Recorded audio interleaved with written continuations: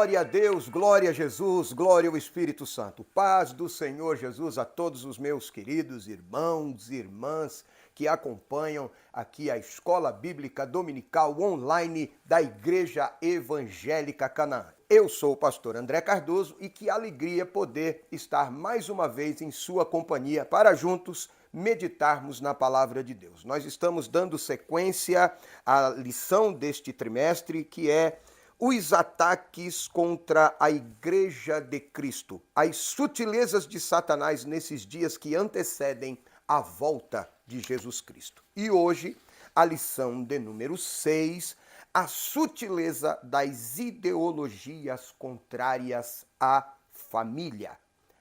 A sutileza das ideologias contrárias à família. Antes, porém, me permita deixar aqui uma palavra de gratidão a Deus pela nossa igreja, por todo o trabalho de mídia da nossa igreja, o irmão Eri, irmão Naldo, enfim, toda a equipe, a missionária Melissa, toda a equipe que está aqui dedicada, trabalhando em prol desta causa de levar o ensino e estudo da palavra de Deus até você. A gratidão também se estende, obviamente, aos nossos pastores, pastor Rogério Pardini e Anderson Moraes, que conduzem o trabalho da obra de Deus aqui na Igreja Evangélica Canaã, pela oportunidade e privilégio de estarmos aqui e poder nos dirigir a você, irmão e irmã. Então, vamos orar e logo em seguida estaremos dando sequência a esta lição. Senhor Deus, em nome de Jesus, eu quero te agradecer por esta oportunidade mais que o Senhor nos concede de estarmos juntos, reunidos, debruçados sobre a tua palavra para aprender e receber mais da mesma para o nosso crescimento, para a nossa vida espiritual, para que possamos nos conduzir de maneira prudente e vigorosa na tua presença. Senhor, sê conosco em todo momento. Abençoa meu irmão, minha irmã. Abençoa os nossos pastores, Rogério Pardini, Anderson Moraes, todo o ministério da Igreja Evangélica Canaã e todos os irmãos, irmãs, obreiros, obreiras de outros ministérios que possivelmente estarão acompanhando este trabalho, este estudo. Que Deus em Cristo abençoe. Os irmãos de perto, de longe, que pelo advento da tecnologia podem estar conosco neste momento de escola bíblica, que Deus abençoe em nome de Jesus. Amém e amém. Vamos lá então, lição de número 6, a sutileza das ideologias contrárias à família. O texto áureo para esta lição encontra-se em Gênesis, capítulo de número 2, verso 18. Gênesis 2, versículo 18, que diz o seguinte: E disse o Senhor Deus, não é bom que o homem esteja só. Far-lhe-ei uma adjuntora que esteja como diante dele. Observe a expressão far-lhe-ei. É uma ideia de Deus, é um plano de Deus. Homem e mulher, uma adjuntora que esteja como diante dele. Em outras versões, a Peshitta, por exemplo, vai dizer auxiliadora. Versões mais contemporâneas, como a Bíblia, a Mensagem, vai trazer a expressão companheira, far-lhe-ei uma companheira. E a Nova Bíblia Viva, com uma linguagem ainda mais contextualizada, vai dizer, e far-lhe-ei uma companheira auxiliadora, uma que esteja ao seu lado como companheira para auxiliá-lo, para ajudá-lo em todas as coisas. Amém? A verdade prática diz assim: dentre os muitos perigos da sociedade contemporânea, que a sociedade contemporânea enfrenta, estão aqueles de natureza ideológica, que planejam destruir a família. Ideologias, conjuntos de ideias que buscam expressar uma verdade ou pseudo-verdade, ou um conjunto de verdades que dê base para aquela sua maneira de pensar. Então, dentro desse contexto, muitas ideologias têm surgido buscando e tendo como alvo desestabilizar a família. Amém? Os objetivos dessa nossa lição, eu vou citá-los antes da leitura bíblica de classe, é abordar a família como um projeto especial de Deus. Em segundo lugar, elencar os fundamentos da família cristã. Estou me dirigindo a irmãos na fé, a cristãos, a gente que professa a fé em Jesus Cristo, a fé evangélica. Então, por isso, nós precisamos deixar isso bem claro. Esclarecer as sutilezas da nova configuração familiar. Essa nova configuração familiar não tem nada a ver com a Bíblia. Não está inserida nas páginas da Bíblia, no contexto da palavra de Deus, baseados em ideologias que visam desestruturar e até desconfigurar a família, aquilo que eles chamam de família tradicional, mas a família apresentada pela Bíblia, apresentando e fundamentando nessas novas ideologias. Apontar os princípios bíblicos para uma fé e uma família sólida. Nós, enquanto cristãos, respeitamos as leis, Constituição, legislação, mas temos a Bíblia como nosso livro de regra de fé e prática de vida. Então, nós nos baseamos na Bíblia. Respeitamos e observamos, obedecemos as leis, mas temos a Bíblia como autoridade máxima espiritual na nossa prática de vida. Eu creio que já me fiz entender. Pois então, vamos à leitura bíblica em classe, que encontra-se no livro do Gênesis, capítulo de número 2, do verso 18 ao 24, que diz o seguinte: E disse Deus, não é bom que o homem esteja só. Far-lhe-ei uma adjuntora que esteja como diante dele. Havendo, pois, o Senhor formado da terra, todo o animal do campo, todas as aves do céu, os trouxe a Adão, para este ver como lhes chamaria. E tudo o que Adão chamou, e toda a alma vivente, isto foi o seu nome. E Adão pôs os nomes em todo o gado e as aves do céu e a todo animal do campo. Mas para o homem não se achava adjuntora, que estivesse como diante dele. Então o Senhor Deus fez cair um sono pesado sobre Adão, e este adormeceu. E tomou uma das suas costelas, e cerrou a carne em seu lugar. E da costela que o Senhor Deus tomou do homem, formou a mulher e trouxe-a a Adão. E disse Adão: Esta é agora osso dos meus ossos e carne da minha carne. Esta será chamada varoa, esta será chamada mulher, porque do varão, do homem, foi tomada. Portanto, deixará o varão o seu pai e a sua mãe, e apegar-se-á à sua mulher, e serão ambos uma só carne. Amém? Esta é a nossa leitura bíblica. E já na leitura bíblica em classe, que eu recomendo que você leia e acompanhe a leitura, olha, o verso 18, e disse Deus. Verso 19, havendo, pois, o Senhor formado. Então, verso 21, então Deus fez cair um sono pesado sobre Adão. Na continuação do mesmo verso 21, e tomou uma das suas costelas, e cerrou a carne no lugar, e formou uma mulher, verso 22. Todo o projeto, toda a realização, idealização e realização partiu de Deus. Essa coisa de homem e mulher para o casamento e para a família é um plano de Deus. Nós já falamos a respeito disso no segundo trimestre da nossa escola bíblica, nós falamos a respeito do caráter indissolúvel do casamento.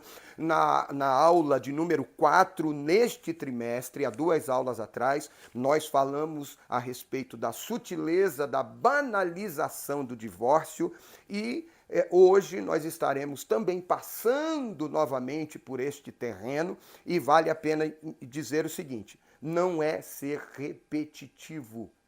Não se trata de repetição. Trata-se de um assunto muito importante que precisa ser meditado, estudado e falado, se preciso, à exaustão. Porque, infelizmente, parece que tem pessoas que se fazem de desentendidas, de desapercebidas, outras não fazem questão de ouvir e outras estão enveredando pelo caminho e modelo que o mundo apresentam, dizendo-se cristãos e esquecendo-se dos preceitos da palavra de Deus. Então, é necessário. Paulo, por exemplo, disse aos irmãos em Corinto: não me canso de vos escrever ou de vos ensinar as mesmas coisas. Então, nós vamos de maneira sistemática e exaustiva, se preciso, continuar falando a respeito do caráter indissolúvel do casamento, do projeto de Deus para a família e do modelo de Deus para o casamento e para a família. Amém? E vale a pena aqui dizer e pontuar algo muito importante. Não é aquilo que o pastor André pensa. Não é aquilo que a igreja evangélica pensa.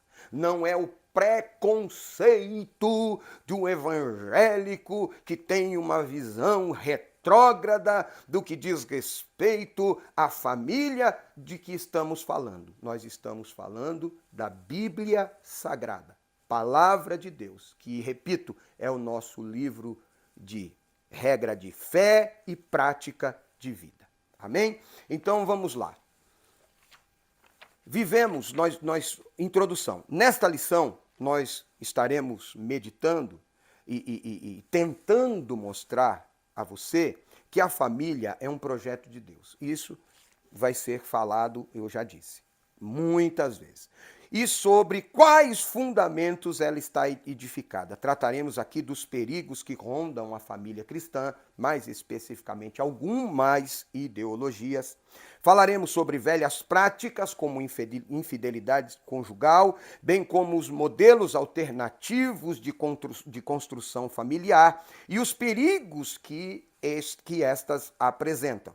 Tá? Há uma narrativa que faz passar que a infidelidade conjugal é algo natural e normal. Há outra ideologia, outra narrativa que diz que o modelo bíblico tradicional é ultrapassado e que este não é o único. Repito, como nós temos a Bíblia como livro de regra de fé e prática de vida, nós temos na Bíblia o padrão. Então, não consideramos de maneira alguma ultrapassado o modelo de família apresentado pela Bíblia. Por outro lado, os pais também, nós vamos falar sobre isso, os pais devem ter cuidado no que diz respeito à educação e criação dos seus filhos, porque algumas destas ideologias miram especificamente na criança, no adolescente, promovendo distorções com base em ideologias, das quais falaremos aqui, e tentam distorcer a sexualidade e valores familiares que são, consequentemente, transmitidos, ensinados às crianças. Nós devemos estar atentos e vigiar com relação a isso. A palavra-chave da lição de hoje é família. Família. Então vamos ao primeiro tópico da lição. Família, projeto de Deus. Família, enquanto projeto de Deus, é uma instituição divina. Quando consultado pelos fariseus sobre a questão do divórcio, Jesus respondeu: portanto, o que Deus ajuntou, não separe o homem. Mateus 19, verso de número 6, a parte B. Ao dizer que ninguém separasse o que Deus havia ajuntado, nosso Senhor se referia a constituição familiar. E mais, com essa fala, Jesus reconheceu que a família é uma instituição divina. Foi Deus e não o homem que a criou. Eu disse já anteriormente, foi um projeto idealizado e realizado por Deus, tá? Esse fato mostra a importância que a família tem no projeto de Deus para a humanidade. Ora, Deus, tem um projeto para a humanidade. Ele, neste projeto, conta com a família. A família é de importantíssima relevância no contexto do plano de Deus. Ele tem um plano para a igreja e nele Deus inclui a família. Igreja constituída por famílias, sociedade constituída por famílias. Eu quero ressaltar aqui um outro aspecto daquilo que a Bíblia diz: o que Deus uniu, não separe o homem. Deus uniu um casal no casamento, mas Deus uniu homem e mulher, macho e fêmea. Não deve ser separado o macho e a fêmea.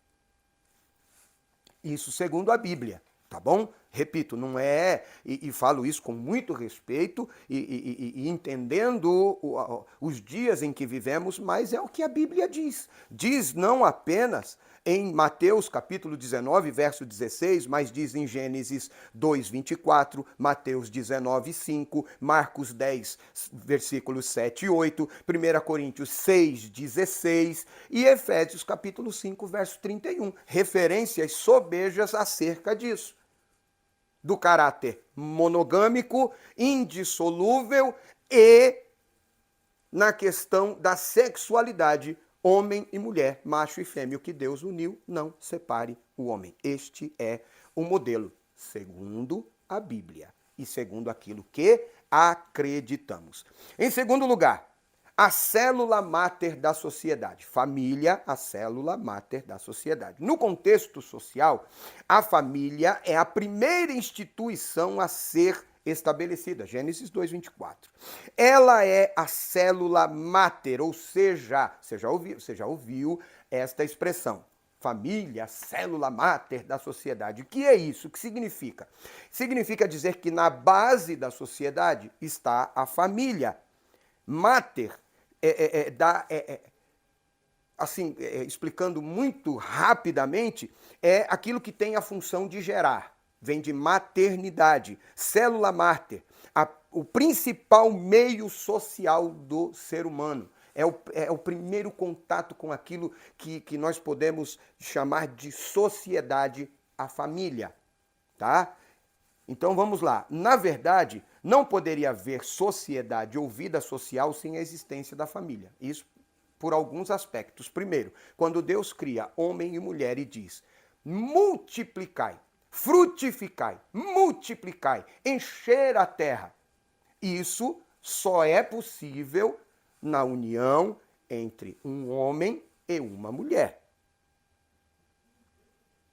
Teologicamente e cientificamente. E o contexto de sociedade também vem a partir da família. Como já disse, é o primeiro contato que o ser humano tem com aquilo que nós conhecemos com sociedade. Em primeiríssimo lugar, isto se dá na família. Valores como respeitar pai e mãe, honrar pai e mãe, como a Bíblia registra, observar princípios morais, tudo isso vem a partir da família. Esse fato é de suma importância para interpretar corretamente qualquer fenômeno social. Não há dúvida de que essa degradação ou desagregação da família moderna está no topo dos principais problemas ora presenciados, dos principais problemas sociais presenciados. Famílias desestruturadas, sociedade desestruturadas, indivíduos. E aqui vale uma observação. Algumas pessoas podem ter sido nascido e crescido em famílias desajustadas, em famílias problemáticas, e isto tem um grande papel, exerce um papel de grande relevância no que diz respeito a pessoas, a cidadãos com problemas de relacionamento, de observar leis e princípios morais, enfim, mas isso não é uma regra.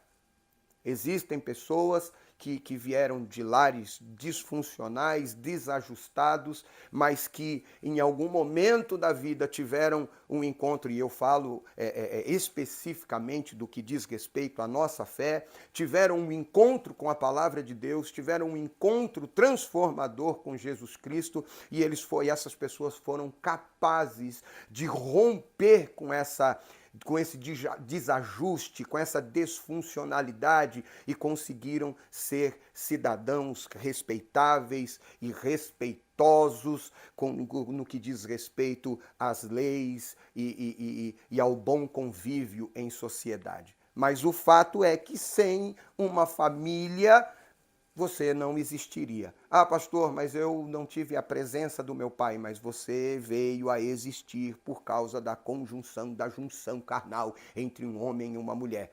Coisa que não fosse entre um homem e uma mulher, não seria possível. Ah, mas a inseminação, o material genético veio de um macho, de um homem.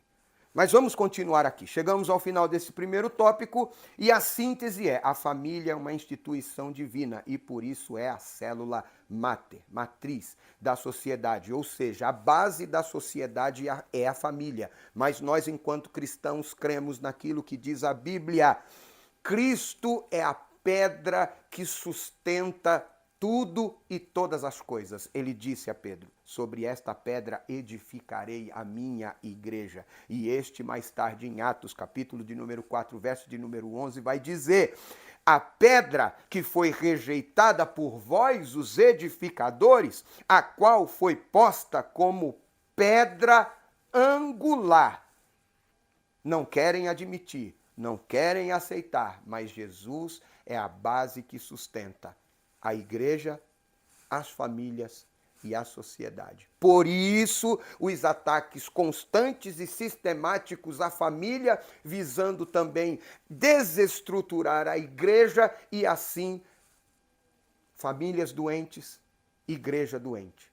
Igreja fraca, famílias fracas, sociedade fraca. Esta é a equação.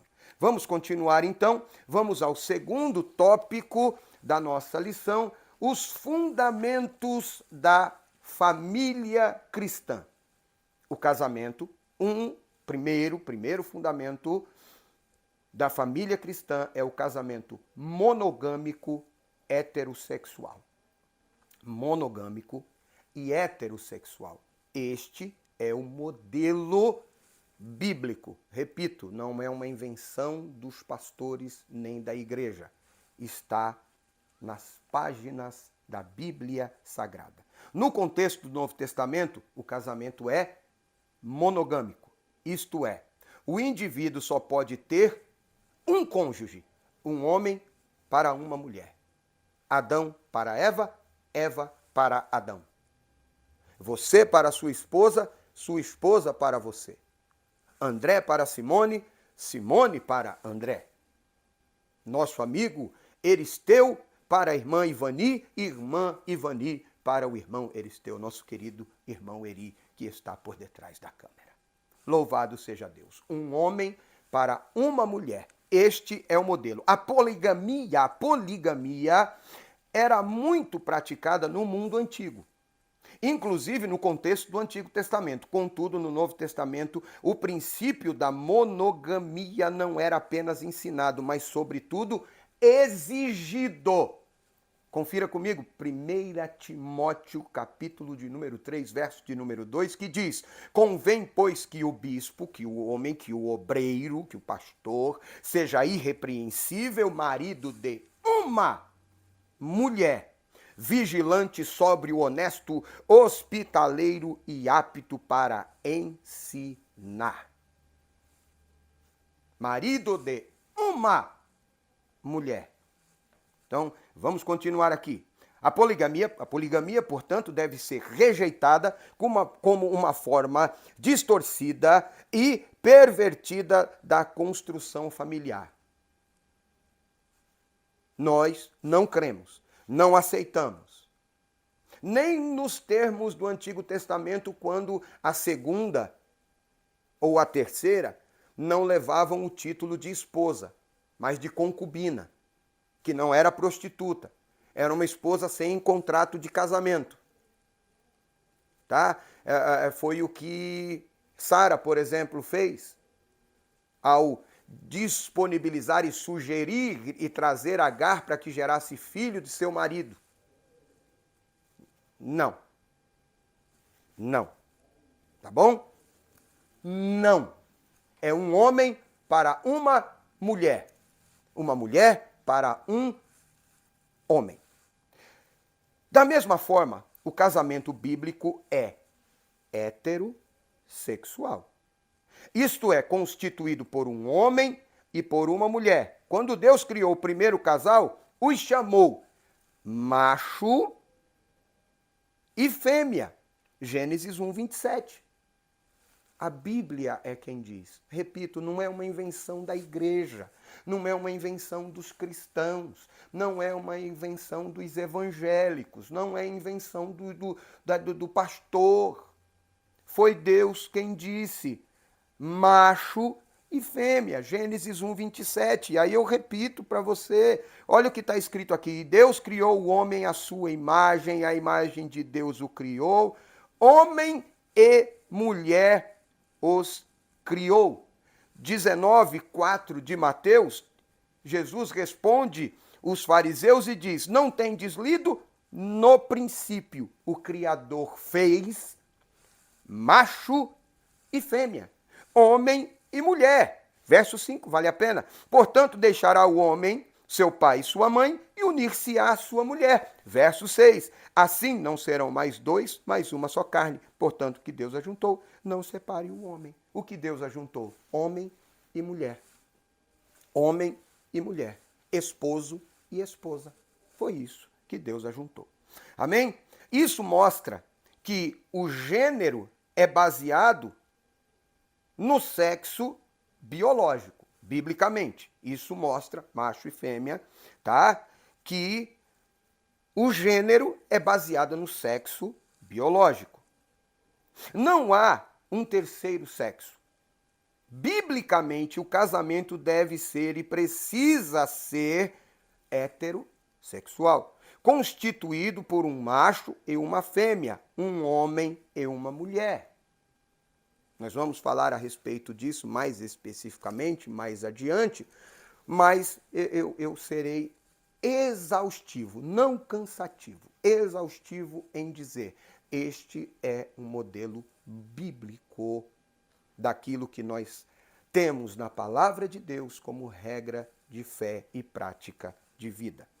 Segundo, o casamento é indissolúvel e confessional. Nós já falamos a respeito disso no trimestre passado, falamos disso na lição de número 4, sobre o caráter indissolúvel do casamento, quando falamos da sutileza, da banalização do divórcio. Mas aqui, nesse tópico, nessa lição, tem um outro aspecto. Não apenas indissolúvel, mas confissional. Confissional. Nós vamos ver o que é isso. Outro princípio do casamento bíblico é que ele é indissolúvel. Jesus disse, o que Deus ajuntou não separe o homem. O casamento bíblico é feito para durar. Para durar. Para durar. Já foi dito neste trimestre que Jesus reconheceu a cláusula de exceção, ou como cláusula de exceção, o adultério como um acontecimento que pode pôr fim ao casamento. Mateus 19:9. Nesse caso, ainda há a possibilidade de perdão por parte do cônjuge traído. Porque, na verdade, assim como falamos na lição de número 4, se houver perdão, o casamento não será dissolvido. Se houver perdão, o casamento não é dissolvido. Por isso que Jesus disse que a causa do divórcio, da separação, de verdade, na verdade, é a dureza do coração. É a dureza, a obstinação do coração. Mateus 19:8. Mas glória a Deus que a Bíblia diz o seguinte em Salmo 51, verso 10: e dar-vos-ei um novo coração. Se houver um novo coração, há perdão. Dar-vos-ei um novo coração, e porei dentro de vós um espírito novo, e tirarei da vossa carne o vosso coração de pedra, e vos darei um coração de carne. Isto também, Ezequiel, no capítulo 36, verso 26, aparece novamente. Se houver um novo coração, há o perdão, e se houver o perdão, se houver a reconciliação, não há separação e nem dissolução daquilo que Deus uniu. A minha oração nessa tarde é que você, eu, nós todos recebamos um novo coração, pronto a perdoar, pronto a abraçar, pronto a reconciliar. Não estou falando só e apenas da questão da infidelidade, da traição, da prostituição. Não, eu estou falando da dureza de coração em todos os aspectos, não é? A incompatibilidade de gênios, a diferença de propósitos, e isso é algo muito sério, porque quando a gente pensa em julgo desigual, logo nós pensamos em uma pessoa crente em Jesus Cristo e uma pessoa descrente. Mas o julgo desigual pode estar para além disso.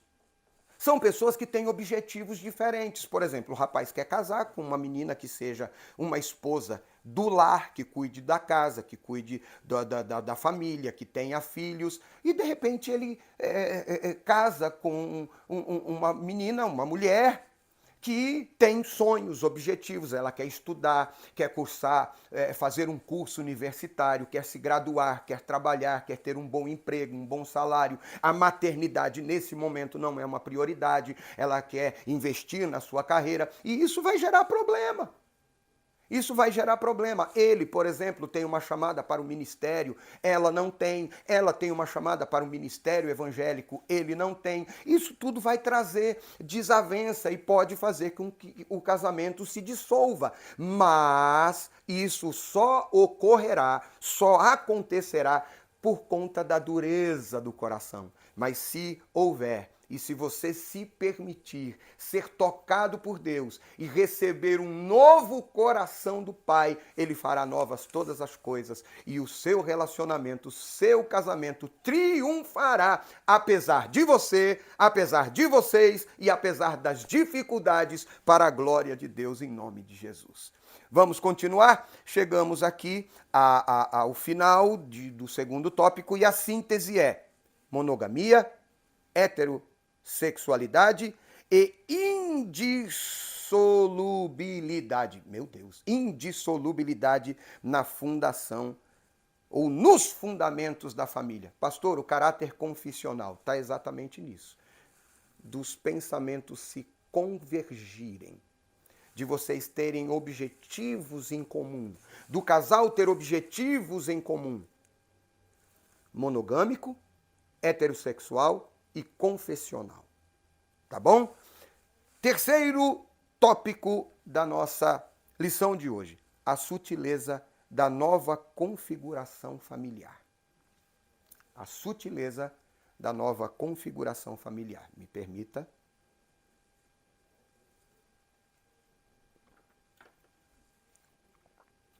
Primeiro, o casamento entre pessoas do mesmo sexo.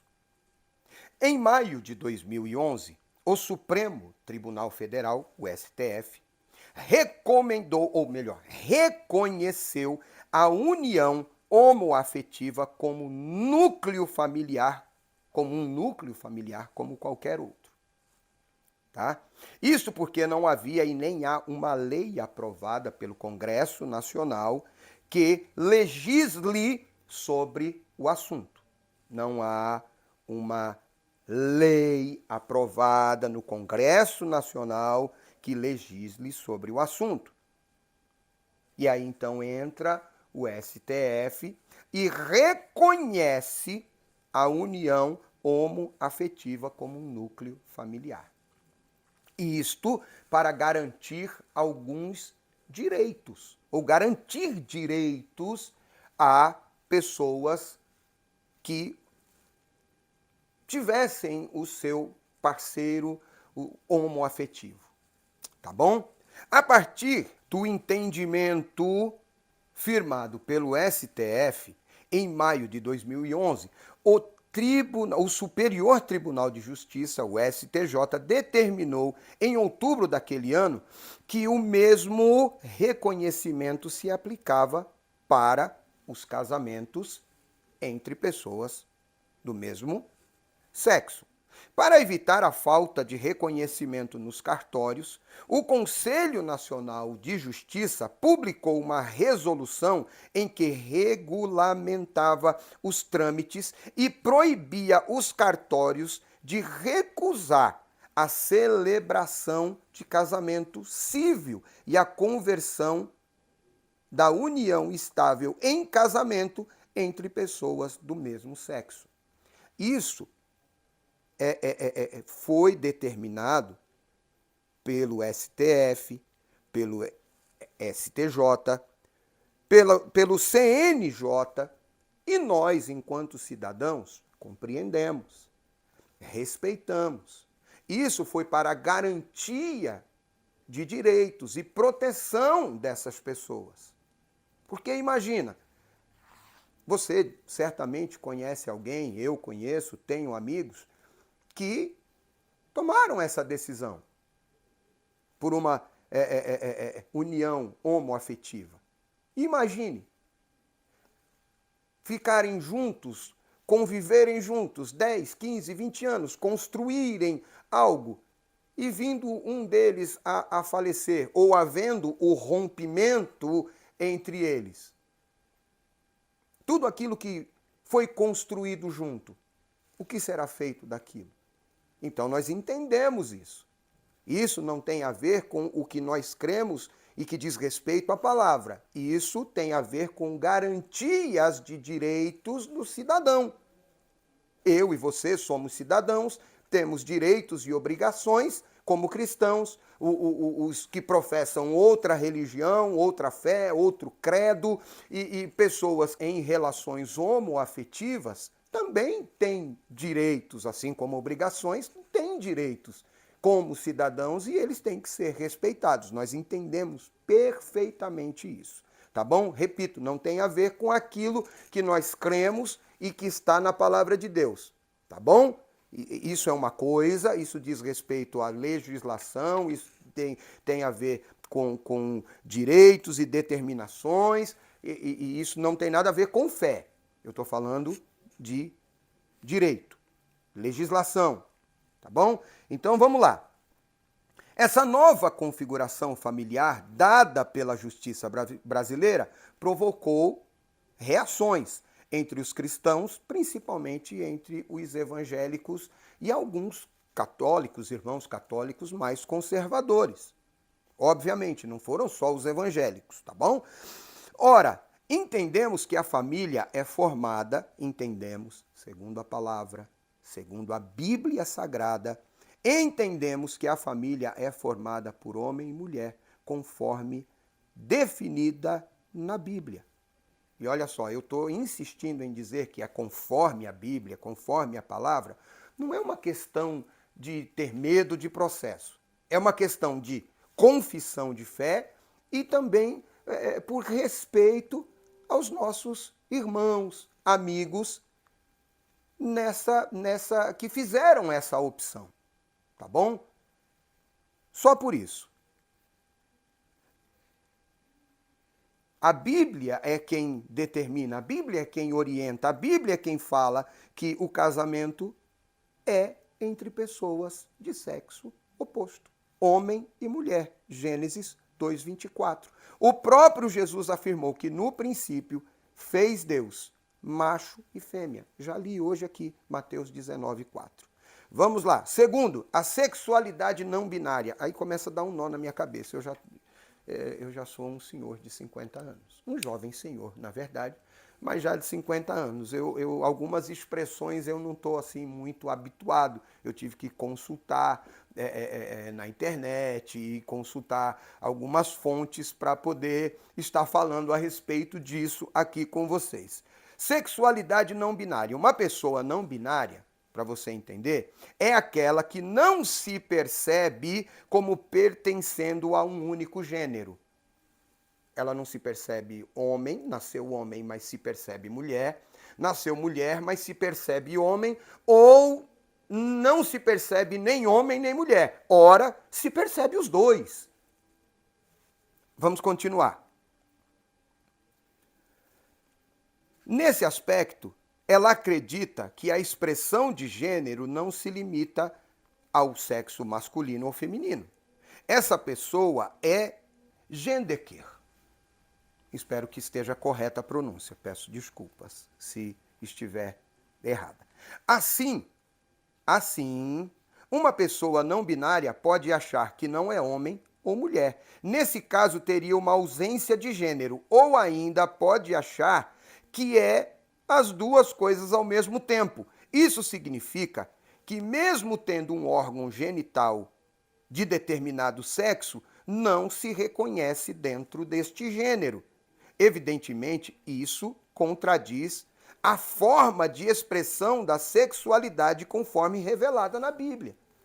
Pois Deus, e a palavra, nós já lemos isso, Gênesis 1, 27, Gênesis 5, 2, Mateus 19, 4, Deus fez macho e fêmea. Leia também depois Levítico, capítulo de número 18.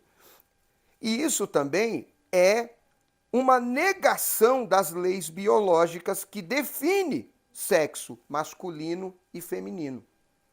São ideologias, mas biologicamente, hormonalmente e biblicamente, teologicamente, não é porque eu penso ser que eu sou. Não é porque você pensa que é mulher, tendo nascido com a genitália masculina e com toda a construção corporal, celular, hormonal masculina, só porque você pensa e acredita, não significa dizer que você se torna, que você é. Tá bom? Isto cientificamente falando. Eu entendo, nós entendemos, respeitamos, amamos, mas não é aquilo que a Bíblia diz. E em Levítico, capítulo 18, em suma, o capítulo 18 vai dizer que os que são de Deus, que seguem a Deus, que estão acompanhando o povo de Deus, eles não devem se contaminar com nenhuma das abominações praticadas pelas nações e povos que não conhecem a Deus, gentios, ímpios, enfim. Nós devemos observar a palavra de Deus e andar segundo a palavra de Deus. Chegamos ao final do terceiro tópico e a síntese é: a nova configuração familiar se caracteriza pela normalização do casamento entre pessoas do mesmo sexo e da sexualidade não binária. E isto não é o nosso padrão, o padrão que a Bíblia estabelece, mas foi colocado aí e foi determinado pelas instituições que deve ser observado. Tá bom? Quarto e último tópico: princípios bíblicos para uma família sólida. Primeiro, o papel dos pais. Não é papel da escola instruir os seus filhos no que diz respeito à sexualidade e à moral, aos princípios. Os filhos vão para a escola para serem preparados academicamente, para adquirir conhecimento. A educação ainda continua sendo de responsabilidade dos pais. Portanto, Não terceirize aquilo que é de sua responsabilidade. Eu estou encrencando com você. Não terceirize aquilo que é de responsabilidade sua. Educar o seu filho. Professor e professora, prepare o teu filho academicamente. Só. Os pais têm um papel preponderante na base da formação familiar. Os pais, macho e fêmea, ajudadora, auxiliadora, idônea. É responsabilidade dos dois. Educar é com a mãe. A minha responsabilidade é colocar comida no prato. Não. É colocar comida na mesa. Não. Você tem responsabilidade de educar teu filho também, de conversar, de instruir, de inculcar nele a palavra de Deus. Continuando.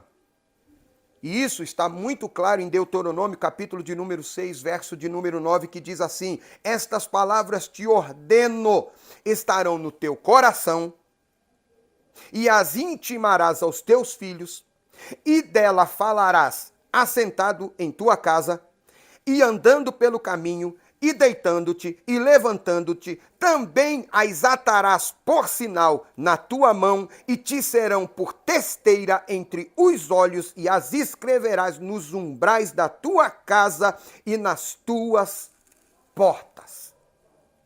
A educação dos filhos, portanto, deve tomar como princípios os valores ensinados pela palavra de Deus. Leia na sua Bíblia Provérbios de número 1, Provérbio 1, verso 8 e 9. Provérbio 8 e 9. A crise atual da família é uma crise de valores.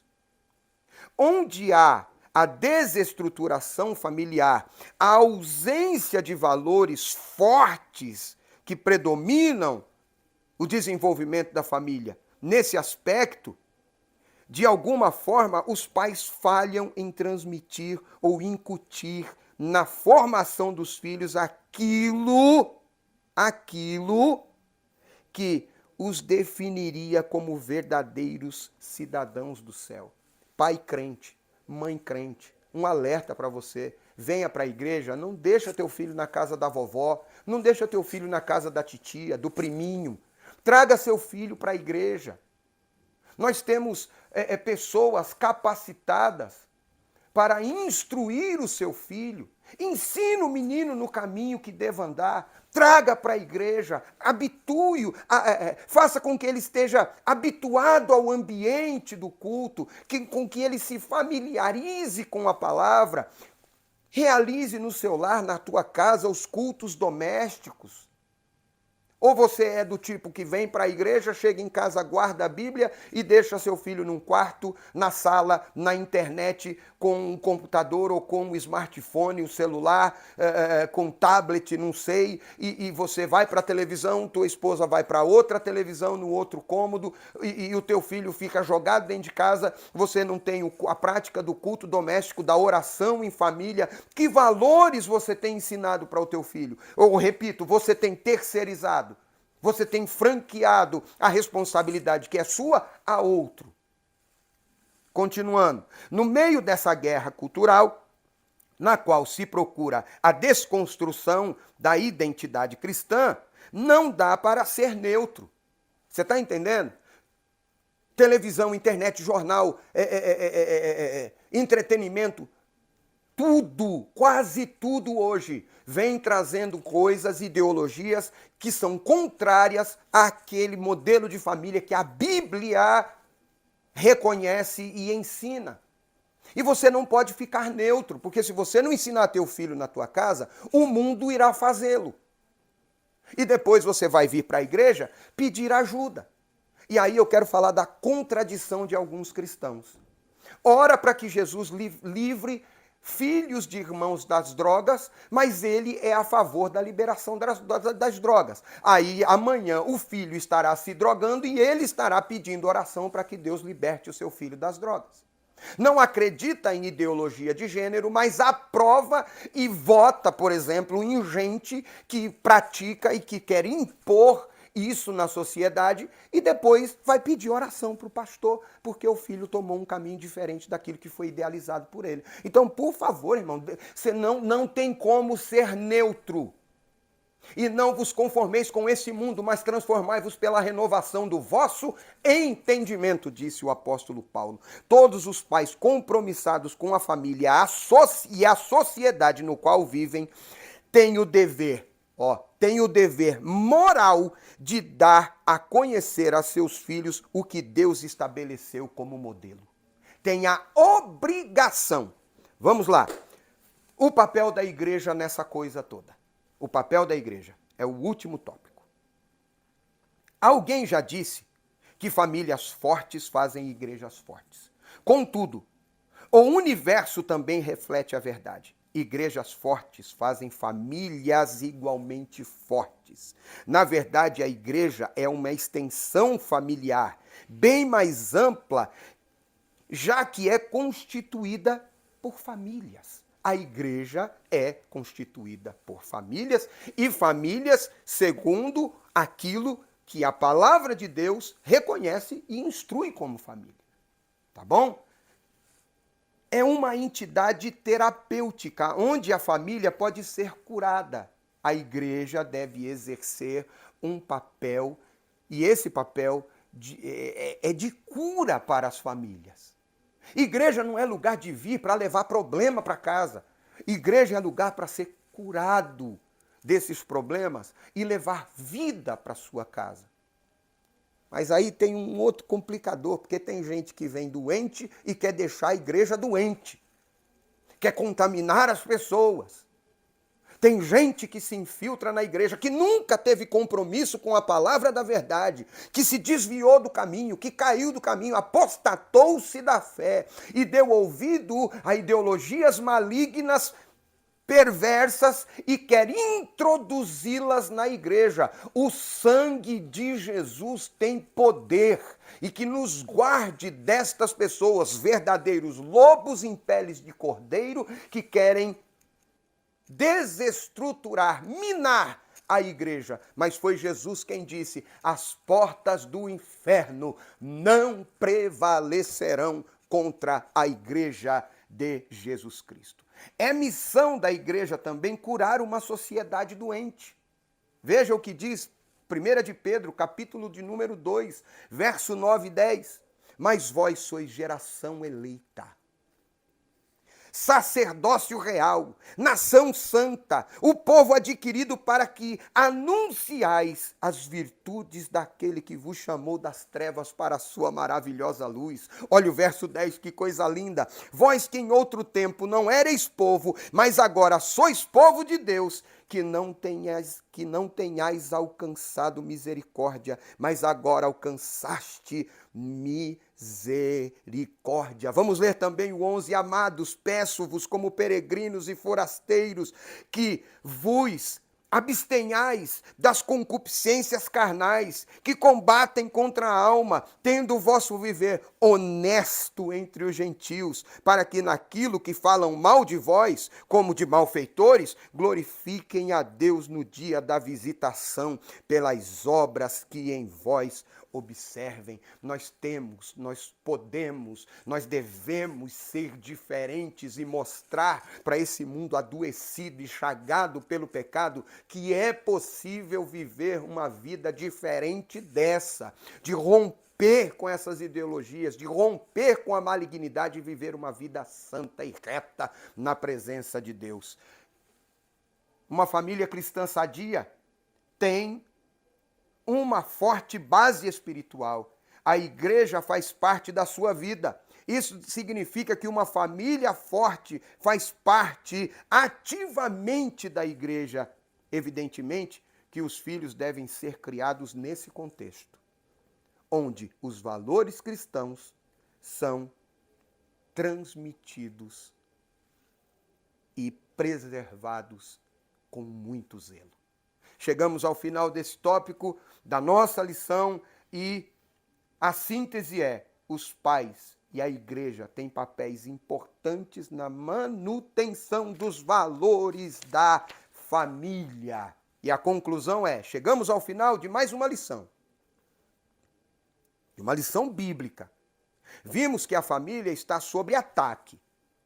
Por isso devemos nos posicionar. Chega de neutralidade. Desvios sutis procuram destruir o projeto da família tradicional. Velhas práticas, como a do adultério, estão sendo vendidas para as famílias como normal. E até mesmo necessárias para turbinar o relacionamento. O sangue de Jesus tem poder. Um engodo do diabo. Nesse contexto de desconstrução familiar, os pais devem mais do que nunca afirmar e inculcar nos filhos os valores da fé que uma vez foi entregue aos santos. Chegamos ao final e nós esperamos você para a lição de número 7 da nossa Escola Bíblica Dominical online. Até a próxima, permitindo Deus. Que o Senhor, Deus te abençoe e te guarde. Que o Senhor faça resplandecer o seu rosto sobre ti, tenha misericórdia de ti. Que o Senhor sobre ti levante o seu rosto e te dê a paz. A paz de Deus que excede todo entendimento, guarde a sua vida. Guarde os seus sentimentos em Cristo Jesus. Até a próxima, permitindo Deus. Amém e amém.